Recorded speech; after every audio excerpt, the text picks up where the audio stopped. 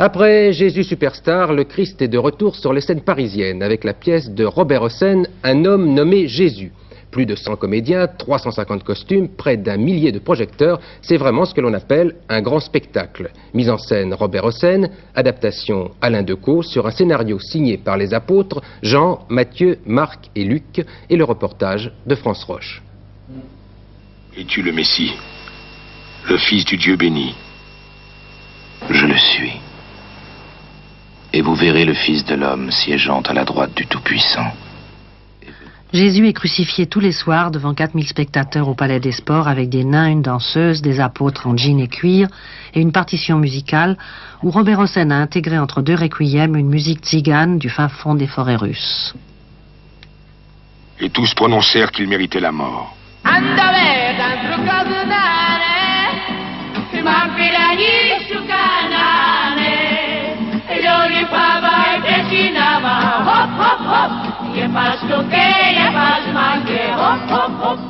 Dans ces contrées d'où viennent tout ce folklore, la nuit, quand il y a des froids d'hiver ou le vent et tout, il doit y avoir des espèces de communion comme avec le sable, les déserts ou comme ailleurs, des choses absolument... vous savez, c'est le désert des Tartares, c'est la ligne où on croit voir toujours, on attend quelque chose. Et à partir de mon âge, on commence à croire qu'il nous a semblé qu'on voit quelque chose. Deux Christ jouent en alternance, un blond de tradition occidentale, Philippe Carrois, et un brun, Jean-Claude Broche, Christ byzantin, monté de Nîmes en autostop. Ils se sentaient tous deux destinés au rôle et sont déjà marqués par lui. Je pense qu'un enfant de sexe masculin vivant en France pense souvent à ce personnage-là, qui est plus qu'un personnage, plus qu'une légende, qui nous dépasse de beaucoup. Oh bah, pas nécessairement, il peut avoir envie de jouer Napoléon.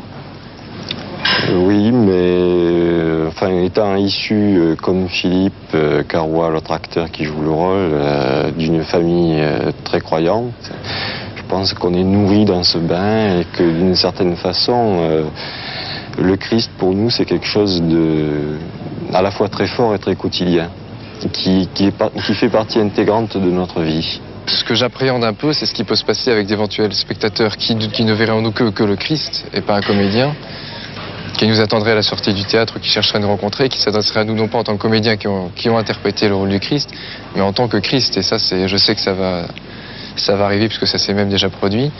Je sais que les comédiens qui ont interprété le Christ dans d'autres spectacles, comme justement Jésus-Christ Superstar ou même d'autres, ont eu affaire à ce genre de problème.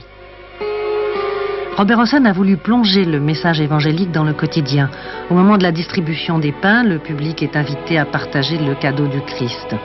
Et sous le Golgotha s'ouvre une bouche de métro, d'où sortent, vêtus comme aujourd'hui, les personnages du Nouveau Testament qui se fondent dans le public.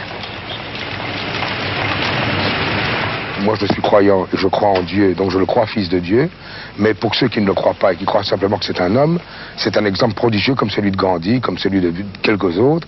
Et les évangiles sont une chose absolument extraordinaire. Eh bien oui, on transmet quelque chose, on rend hommage à quelque chose pour que dans ce monde, sans absolument aucune espérance, on puisse enfin pousser un cri d'espoir complètement désespéré quand même, faut le dire.